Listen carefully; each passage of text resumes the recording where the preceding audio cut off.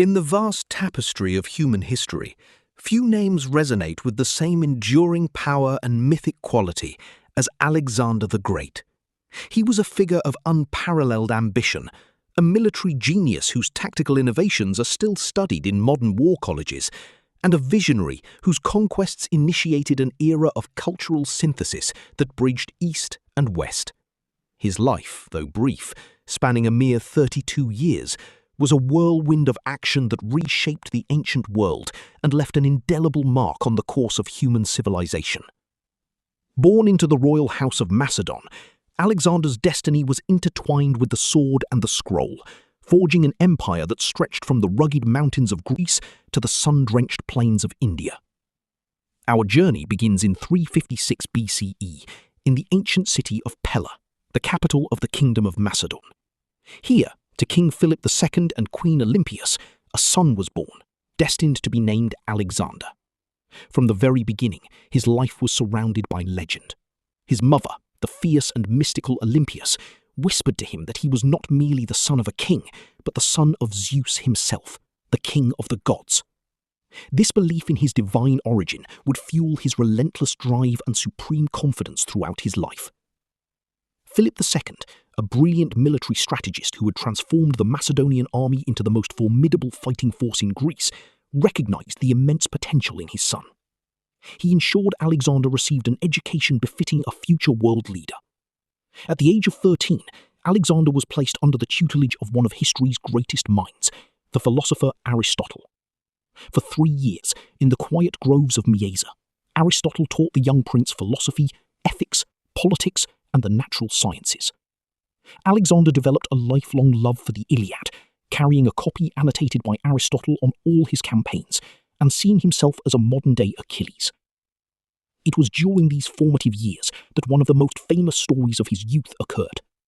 A Thessalian horse dealer brought a magnificent but untamable stallion named Bucephalus to Philip's court. The horse was wild, rearing and bucking at anyone who tried to mount him.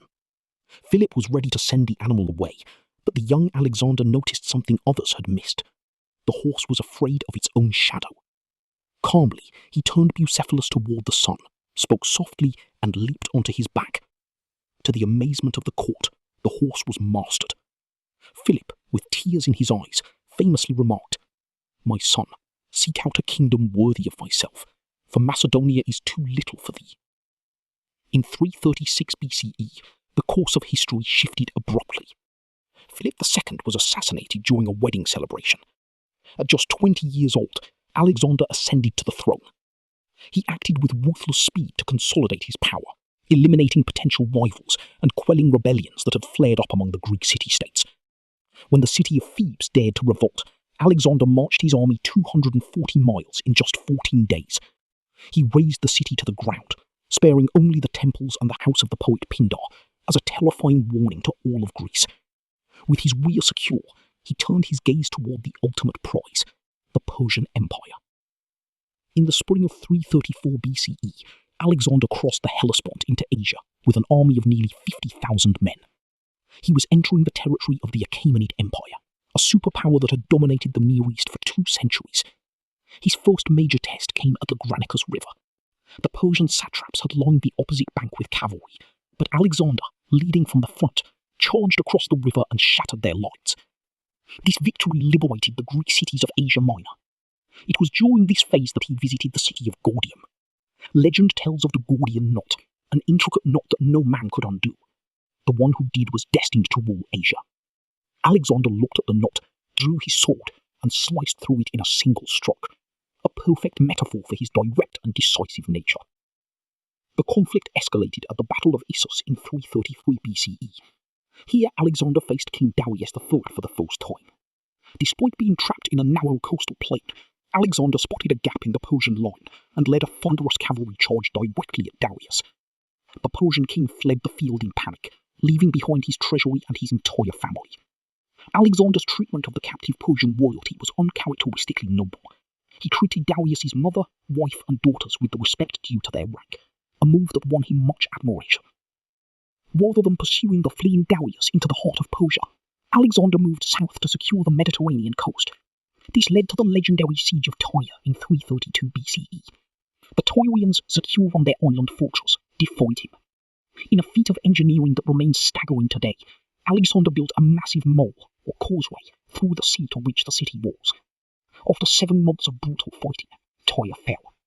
He then marched into Egypt, where he was welcomed as a liberator from Persian war. In the western desert, he made a perilous trek to the Siwa oasis to consult the oracle of Ammon. The priest there addressed him as the son of God, confirming Alexander's belief in his own divinity. Before leaving Egypt, he founded the first and greatest of many cities to bear his name, Alexandria. The final showdown with Darius took place in 331 BCE on the dusty plains of Gaugamela. Darius had chosen the ground carefully, levelling the earth to suit his scythed chariots. He commanded a vast multi-ethnic host that vastly outnumbered the Macedonians. Yet Alexander's tactical genius shone brighter than ever. He executed a complex diagonal maneuver that drew the Persian forces out of position, then struck like a lightning bolt at the center. Darius fled once more, and the Persian Empire effectively collapsed. Alexander marched triumphantly into Babylon and Susa, and finally to Persepolis, the ceremonial heart of the empire. After a night of heavy drinking, Persepolis was put to the torch. Whether as a calculated act of revenge for the Persian invasion of Greece years earlier, or a drunken accident, remains one of history's great mysteries. With the Persian heartland won, Alexander's ambition only grew. He pushed eastward into the rugged terrain of Bactria and Sogdiana, modern-day Afghanistan and Uzbekistan. This was a different kind of war, a brutal guerrilla conflict against tribal leaders. To win the peace, he married the beautiful Roxanne, daughter of a local chieftain. However, his adoption of Persian court customs, such as proskinesis, the act of bowing before the king, caused deep resentment among his Macedonian officers, who viewed it as a betrayal of their traditions. By 326 BCE, Alexander reached the edge of the known world, India. At the Hydaspes River, he fought his most costly battle against King Porus, who deployed a terrifying line of war elephants. The Macedonians prevailed, but the cost was high. When Alexander expressed a desire to march further toward the Ganges, his men finally broke.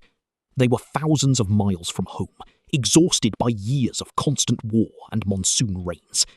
In a rare moment of defeat, Alexander was forced to yield to the will of his troops. He wept in his tent before beginning the long journey back. The return was a nightmare. Alexander led a large contingent through the Gedrosian desert, a wasteland of heat and thirst that claimed more lives than any battle. Upon returning to Susa, he attempted to fuse his empire through the Susa weddings, where he and 80 of his top officers married Persian noblewomen. He was creating a new hybrid ruling class for a world-spanning empire. But the end came swiftly and unexpectedly. In June 323 BCE, while planning an invasion of Arabia from Babylon, Alexander fell ill. After days of fever and agonizing pain, he lay on his deathbed. His generals, desperate and weeping, gathered around him, asking to whom he left his kingdom. His final words, whispered with his last breath, were allegedly, "To the strongest." Alexander the Great died at the age of 32. His empire was immediately torn apart by his generals in a series of bloody wars, but the world he created remained. He had spread Greek language, art, and science across 3 continents, creating a Hellenistic culture that would provide the foundation for the Roman Empire and eventually Western civilization. He remains a figure of contradictions, a philosopher king who could be both merciful and monstrous, a man who conquered the world but could never truly conquer himself. Yet, across 2 millennia, his name still stands as the ultimate symbol of what the human spirit can achieve when driven by a vision that knows no bounds.